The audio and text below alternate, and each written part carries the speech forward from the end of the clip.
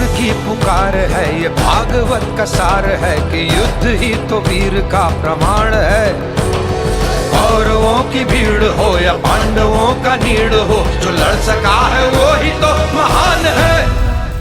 जीत की हवस नहीं, किसी पे कोई वश नहीं, क्या जिंदगी है ठोकरों पे मार दो।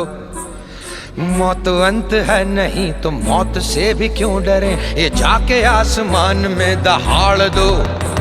आरंभ है प्रचंड, बोले मस्तकों के झुंड, आज जंग की घड़ी की धूम